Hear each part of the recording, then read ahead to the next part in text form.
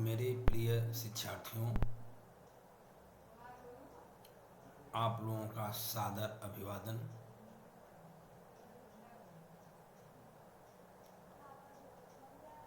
आप लोग कैसे हैं?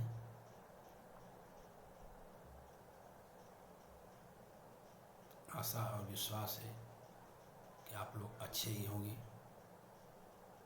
मैं असिस्टेंट प्रोफेसर रामजी यादव, आदित्य प्रकाश Jalan teachers training college, Kudru Ranchi. जैसा कि मैं और आप लोग या पूरा विश्व कोविड-19 यानी कोरोना वायरस से जूझ रहा है। इसके दौरान भी हम लोग आप लोगों को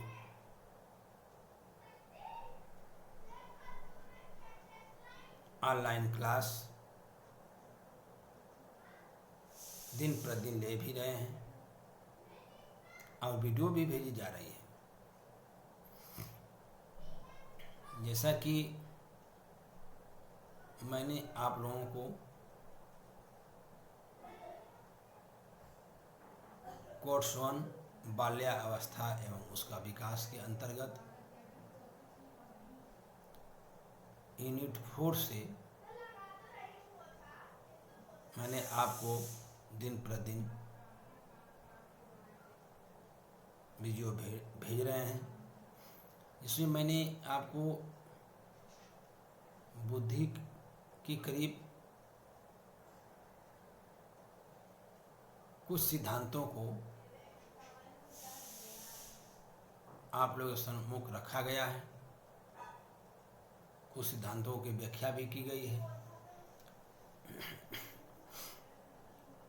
आज मैंने उसी सिद्धांत, बुद्धि के सिद्धांत क्या हैं, मैंने समूह कारक सिद्धांत की व्याख्या भी किए थे। समूह कारक सिद्धांत में थर्स्टन ने जो 7 मानसिक युक्ताएं की बात कहा था कि 7 मानसिक प्राथमिक युक्ताएं होती हैं, और उसी आधार पर उसी सिद्धांत में मनोवैज्ञानिक कैली ने, नाम है कैली ने, उन्होंने अपनी बातें इस आधार पर क्लियर कर दिया कि मानसिक युक्ताओं में जो आपका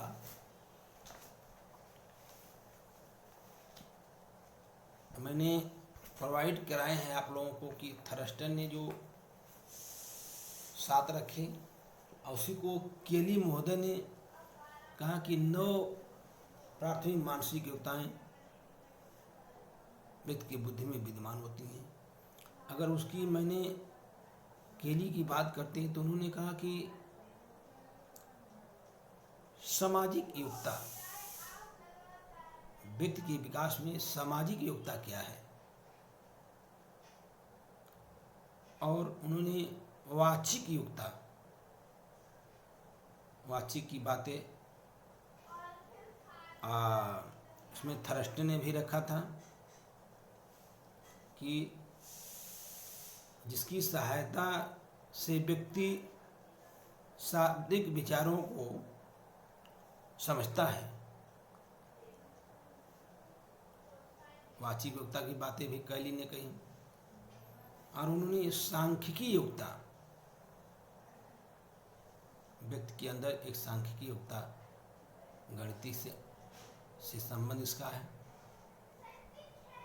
जब मैंने सांख्यिकी की बातें करते हैं तो उन्होंने इतना कहा कि सांख्यिकी माने क्या, घटाना जोड़ गुणा भाग से कि व्यक्ति में ये सब विद्यमान होते हैं। इसी विद्वता के आधार पर उन्होंने एक बात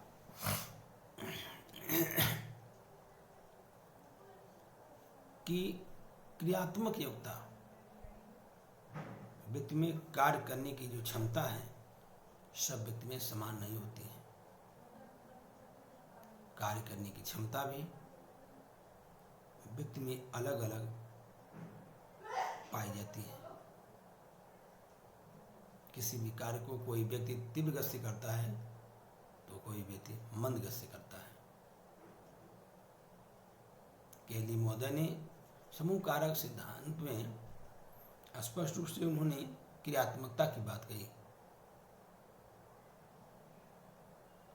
क्रियात्मक योग्यता, क्रियात्मक शोध से अगर बात करते हैं, व्यक्ति सुंदर लिखावट की बातें करते हैं। व्यक्ति सुंदर लिखावट क्यों नहीं होती है? ये अभ्यास की चीजें हैं। या व्यक्ति उचित स्थान पर न बैठा हो, कभी कभी बहुत बढ़िया लिखता था लेकिन बाद में खराब हो जाता है लिखावट उसकी। ये होता है कि उसको उचित स्थान न मिला हो, ये भी इसकी दोष हुए। बुद्धि में जो क्रियात्मक योग्यता है, इसीलिए सब एक समान नहीं होते हैं। क्रियात्मक योग्यता भी अलग अलग होती है, कार्य करने की क्षमता। और उन्हें शारीरिक क्षमता की बातें बताया कैली ने कि सबकी मानसिक योग्यताओं, शारीरिक योग्यताएं, बुद्धि एक समान नहीं होती है। शारीरिक योग्यताएं एक समान नहीं होती है। इसीलिए अरस्तु ने भी कहा कि स्वस्थ शरीर में स्वस्थ मस्तिष्क का निर्माण होता है। सारी क्रियाएं जो हैं, सारी योग्यताएं जो हैं, वो व्यक्ति को सबसे अधिक प्रभावित करती हैं केली के शब्दों में। और यांत्रिक योग्यता, क्योंकि यांत्रिक बुद्धि भी है जिसे मूर्त बुद्धि कहते हैं, वो व्यक्ति में यंत्र के समान चलती है। किसी व्यक्ति में यांत्रिक योग्यता होती है जो किसी भी कार्य को बहुत अच्छे तरीक़ा से कर सकते, कठिन से कठिन कार्यों को वह यंत्र की भांति करने लगते हैं। ये भी एक व्यक्ति की बुद्धि है। केली के अनुसार यांत्रिक योग्यता भी। 9 मानसिक प्राथमिक योग्यता में एक यांत्रिक योग्यता भी शामिल है। और संवेगात्मक योग्यता, संवेगात्मक संवेग, जब मैंने संवेग की बात करते हैं, कैली ने कहा कि समूह कारक सिद्धांत के अंतर्गत व्यक्ति में संवेगात्मक योग्यताएं होती हैं। संवेग क्या है? खुशी क्या है? वो भी संवेग है। दुख होना संवेग है, घृणा संवेग है, पाप संवेग है। घृणा, पाप, द्वेष सब संवेग हैं। खुशी, दुखी, वो भी संवेग है। किसी भी कार्य को करने के लिए जहाँ सबसे अधिक सुख का अनुभूति हो और हम खुशी के मारे उसको बहुत अच्छा तरीक़ा से करते हों, वो भी संवेग है। और जहाँ दुखी व्यक्ति हो रहा है वही संवेग है। आप कहेंगे ये दोनों कैसे संवेग हो सकता है? जैसे अत्यधिक खुश होना अपने रूप में उस स्थान पर वह संवेग है, अत्यधिक दुखी होना भी एक संवेग है। इसलिए ये संवेगात्मक योग्यताएं जो हैं व्यक्ति में समान रूप से नहीं हो सकती हैं। कोई व्यक्ति के अंदर जल चिड़चिड़ापन आ जाता है, किसी व्यक्ति में जल चिड़चिड़ापन नहीं आता है। वो अपनी बातों को बहुत ही शालीनता से एक दूसरे के समक्ष रखने में सुख की अनुभूति करता हो, वो भी संवेग है कैली के शब्दों में। इसलिए संवेगात्मक योग्यता भी एक समान व्यक्ति में नहीं होती है, ऐसी बुद्धि है। कैली ने एक बात और कहा, प्राथमिक मानसिकता में व्यक्ति में एक रुचि होती है। रुचि किसी भी कार्य को करने से पहले आपकी उसमें रुचि है कि नहीं, इसको जानना अति आवश्यक होता है। बालक को जो कार्य करने में रुचि होती है, बालक उसी कार्य को बार बार करेगा।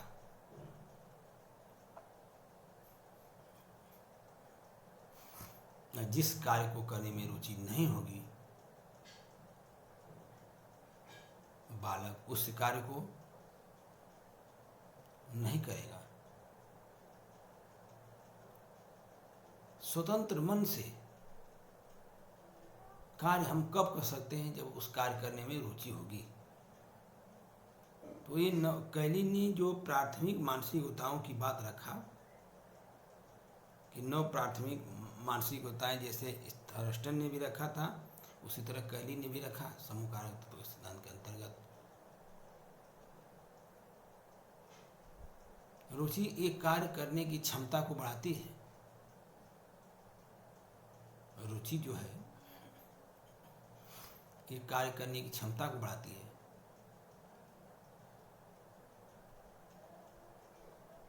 किसी की पढ़ने में रुचि है, किसी की लिखने में रुचि है। तो रुचि शब्द को अलग अलग रूप में हम डिफाइन भी कर सकते हैं। इसलिए स्पष्ट रूप से कहा भी गया है, जिस कार्य में व्यक्ति को रुचि होती है उस कार्य को व्यक्ति लगन से करता है, और जिसमें रुचि नहीं है तो उस कार्य को अगर करने के लिए आप कहेंगे तो वह दुख की अनुभूति महसूस करेगा, वह कार्य सुचारू रूप से करने में असफल रहेगा। कैली ने एक बात कहा कि स्थानीय संबंधों के साथ व्यवहार करने की योग्यता, एक दूसरे के अपने स्थानीय लोगों के साथ आपका व्यवहार करने की योग्यता क्या है, व्यवहार किस व्यक्ति के साथ करेंगे। अगर इस योग्यता के आधार पर व्यवहार करने के लिए योग्यता को कैली ने महत्व दिया है कि व्यवहार करने की योग्यता संबंधों के साथ, स्थानीय संबंधों के साथ व्यवहार करने की योग्यता, ये भी व्यक्ति में अलग अलग होती है। व्यवहार करने की क्षमताएं एक व्यक्ति के दूसरे व्यक्ति से काफी अंतर होता है।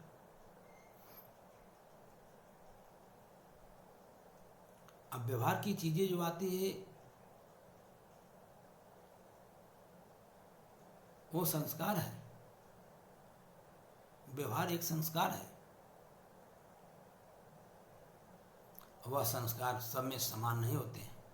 कैली ने इसी चीज को कहा कि स्थानीय लोगों के साथ कैसा व्यवहार स्थापित करेंगे, ये भी एक समान की रूपरेखा में नहीं होते। व्यवहार तो ये आपका संस्कार है। इसीलिए मनोवैज्ञानिकों ने कहा है कि संस्कार बताने से नहीं आता है,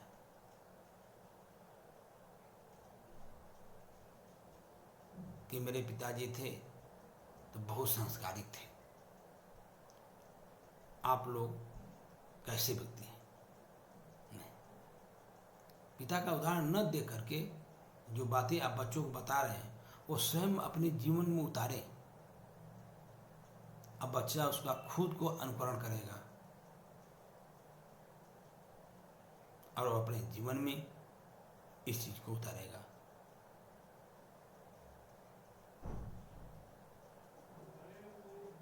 बालक पिता का पैर छूता है,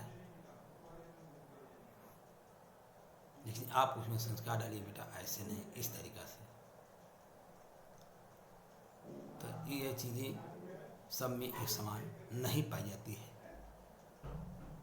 समूह तत्व के अंतर्गत। जब मैंने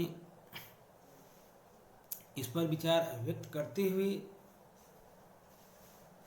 एक मनोवैज्ञानिक है जिनका नाम है, अगला सिद्धांत की बातें चर्चाएं करेंगे, जिनका नाम है, उन्होंने सिद्धांत भी दिया क्रमिक महत्व का सिद्धांत। क्रमिक महत्व का, क्रम से चलने वाले सिद्धांत की व्याख्या भी की गई है। क्रमिक महत्व के सिद्धांत में मनोवैज्ञानिक बर्नन और वर्ट ने क्रमिक महत्व के सिद्धांत का जो 1961 इसमें प्रतिपादन इसका किया कि वास्तव में क्रमिक महत्व के सिद्धांत की जब हम बातें करते हैं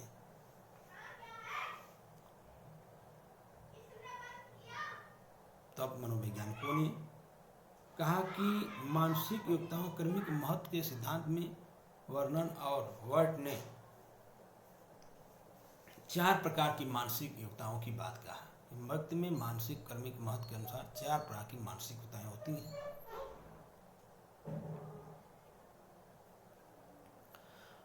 और वह मानसिक योग्यताओं में प्रथम को रखा कि सामान्य मानसिक योग्यता, तो व्यक्ति में सामान्य मानसिक योग्यता होती है किसके अनुसार? बीने के अनुसार। मात्र समान मानसिक योग्यता होती है। उसी क्रमिक महत्व में दूसरी को रखा कि सामान्य मानसिक योग्यताओं को उन्होंने 2 भाग दिया, 2 प्रकार बताया कि सामान्य मानसिक योग्यता में 2 प्रकार होते हैं। उसने प्रथम प्रकार में अपनी एक स्पष्ट बातें लिखी कि क्रियात्मक यांत्रिक, क्या है क्रियात्मक यांत्रिक, आंतरिक एवं शारीरिक योग्यताएं। व्यक्ति में जो क्रियात्मक कार्य करने की क्षमता है वह यंत्र के समान होती है, और शारीरिक विकास की भी योग्यताएं जो होती हैं समान रूप से तो नहीं पाई जाती हैं। यहाँ तक कि एक ही माता पिता की अगर जुड़वा संतानें भी हैं तो उसको कार्य करने की जो शक्ति है, शारीरिक विकास ठीक है, हम मान सकते हैं शारीरिक विकास हो मिल रहा हो, लेकिन उसमें जो कार्य करने की शैली है, क्रियात्मक शैली है, एक समान नहीं हो सकती है। किसी की यंत्र की बात चलती है, किसी की उससे कम चलती है। वर्नर और वर्ट ने एक बात और रखा कि शाब्दिक, वही चीज शाब्दिक और सांख्यिकी और शैक्षिक योग्यताएं। क्या व्यक्ति में सांख्यिकी मतलब पढ़ना, गणित, गुणा भाग एक समान तो आएगा कि मस्तिष्क में आते नहीं? अगर समान आते तो बुद्धि को स्पष्ट किया जा सकता। इसीलिए सिद्धांतों में उन्होंने जो आपका 2 भाग बताए थे, पहला था क्रियात्मक यांत्रिक शारीरिक योग्यता, और दूसरी की बात बताया शाब्दिक, सांख्यिकी और शैक्षिक योग्यता। जहाँ तक शैक्षिक योग्यता की बातें आती हैं, शिक्षा आजीवन चलने वाली प्रक्रिया है। व्यक्ति जन्म से लेकर मृत्यु तक कुछ न कुछ सीखता रहता है। किसके द्वारा? बुद्धि के द्वारा। कहते हैं व्यक्ति जन्म से लेकर मृत्यु तक कुछ न कुछ सीखता रहता है, और बुद्धि के द्वारा। जब मैंने बुद्धि को स्पष्ट रूप दे करके उसकी शैक्षिक योग्यताएं की बात करते हैं तो एक समान शैक्षिक योग्यता भी नहीं हो सकती। इसी दोनों पॉइंट को उन्होंने स्पष्ट रूप से अभिव्यक्त किया आप लोगों के सामने। जब उन्होंने समान मानसिक योग्यताओं के 2 भाग बताया तो ये बातें क्लियर हो गई कि क्रमिक महत्व का सिद्धांत वास्तव में है क्या। तो जो पहले आपका मनोवैज्ञानिक थर्स्टन कैली ने दिए थे, ठीक उसी विचार से इनका भी मिलता जुलता है। और थर्ड बात को उन्होंने उपयुक्त दोनों स्तर की जो योग्यताओं को अनेक मानसिक योग्यताओं में विभाजन की बात कहा कि विभाजन है। प्रत्येक व्यक्ति के मानसिक में विभाजन है। अगर विभाजन नहीं था, मानसिक योग्यता में विभाजन नहीं रहता, प्रत्येक व्यक्ति के मानसिक योग्यताओं में, उपयुक्त दोनों स्तर की मानसिकताओं में विभाजन है। अगर विभाजन नहीं रहता तो व्यक्ति की स्मरण क्षमताएं जो हैं, स्मृति जो है, एक समान होती,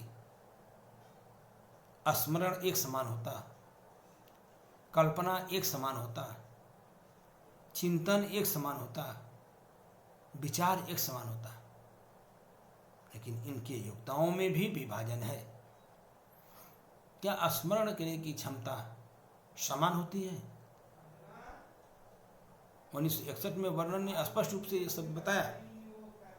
वर्णन ने स्पष्ट शब्द कहा कि जो स्मरण शक्ति व्यक्ति में समान नहीं होती है, इसलिए स्मरण को अत्यधिक महत्व दिया गया है।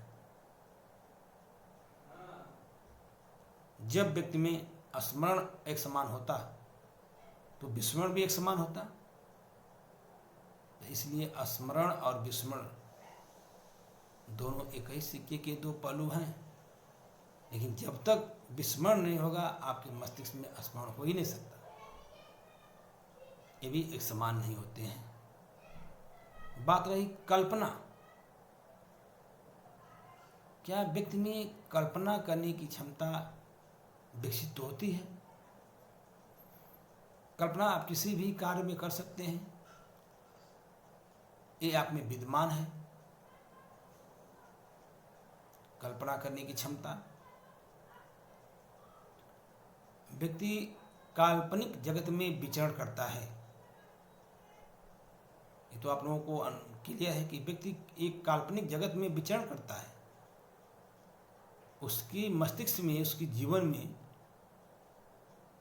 जो भी अच्छाइयाँ आए या बुराइयाँ आए, उसकी कल्पना वो करता है।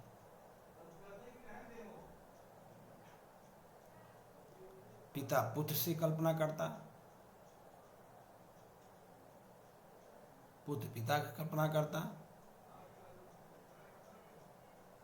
कि विचार में ये चीजें रहती हैं, कल्पना करना और उतना विचार करना। जो विचार की बातें आती हैं, क्या विचार एक क्या है? विचार को हम कैसे अभिव्यक्त किया जा सकता है? विचार, एक व्यक्ति का विचार दूसरे व्यक्ति के विचार से मिलता है। विचार तो इससे समझौता किया जाता है। कोई जरूरी नहीं जो आपका विचार है वही मेरा विचार रहेगा। अगर विचार एक समान रहता तब बुद्धि के जो सिद्धांत हैं, प्रत्येक मनोवैज्ञानिकों ने अलग अलग दिया है और सबके सिद्धांतों का खंडन भी किया गया है, अमान्य भी किया गया है। कुछ सिद्धांत को अमान्य किया गया है। तो कैसे हम कह सकते हैं कि विचार व्यक्ति के एक समान होते हैं? इसलिए वर्णन और वट ने कर्मिक महत्व के सिद्धांत पर विचार अभिव्यक्त करते हुए कर्मिक महत्व के सिद्धांत को भी माना और विशेष मानसिक योग्यताएं की बात कहा। चौथा को कि व्यक्ति में कुछ विशेष मानसिक योग्यताएं होती हैं